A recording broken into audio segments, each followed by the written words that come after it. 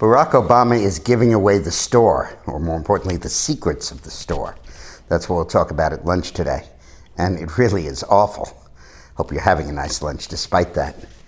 The most important military secrets we have are our anti-missile capability. After all, we used to emphasize offensive missiles because we relied on deterrent to stop the Soviets from attacking us. You can't deter a suicide bomber. You can't deter a nation committed to martyrdom. So deterrence doesn't work. You need to be able to shoot down their missiles in the sky. And if you followed some of the prior videos, the current capability we have of land-based deterrent missiles are limited because you can only hit them in the phase where the rocket's coming down on your territory. Sea-based is better, but the best would be space-based because then you could actually hit the enemy missile as it's taking off, when it's going very slowly, when it hasn't merged into all those warheads, and more importantly, where the debris, including nuclear weapons, falls on the country that launched the missile. It goes right into Tehran. So that's vital technology. Well, guess what? Barack Obama is giving it to the Russians, giving it to them, handing it to them. And the Russians, obviously, are going to give it to the Chinese and the Iranians and the North Koreans so they can game the system. Why is Obama doing this? He says the reason he's doing it is to convince the Soviets, convince the Russians, that our interceptor capabilities are too limited to be able to catch up to and destroy the Russian ICBMs. So the Russians shouldn't be afraid of them. They're intended for the more primitive missiles from North Korea and Iran. And to prove that point, so they like us better, they have no veto over it, so they like us better, he's giving them the technology. I mean, absolutely insane.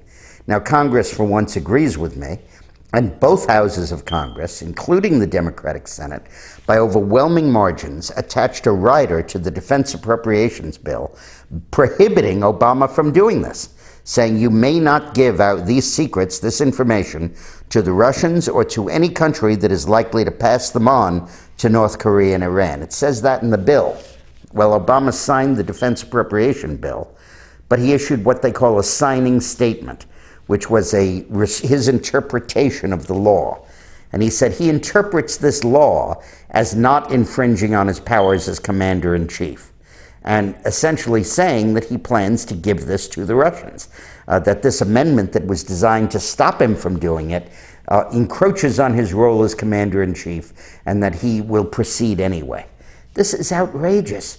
He's defying the national interest. He's defying the opinion of both houses of Congress, both political parties, in pursuit of some phantom agenda of getting the Russians to like us a little bit more. And as Iran gets closer to nuclear weapons, North Korea is already there, and they get closer to a ballistic missile capability, which could even hit the United States, that anti-missile system becomes crucial. See, the anti-missile missile was largely ineffective against the Soviet threat because they had 12,000 warheads, and they'd launch all 12,000 and we'd shoot down 11,900 of them, but 100 nuclear weapons would land in the United States and kill 100 million people.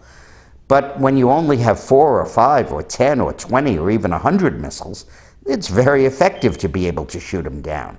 And if you put the capability in outer space, you really can shoot them down, and you can shoot them down before they even clear Iranian airspace, so the stuff rains down on Iran.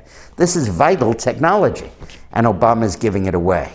I mean, I think we'll beat this guy in November, but we may not have a country left by then. Well, thanks a lot for watching. Tomorrow we'll be doing the analysis of the debate tonight. Tonight is the final debate before the South Carolina primary. Gingrich developed real momentum in that last debate on Monday night, and we'll see if he can carry it through on Thursday. But he could be right back in this race if he does, and he could win South Carolina, and that really makes this a race. Otherwise, Romney will win this election nomination in a walk. So thanks for watching, and stay tuned.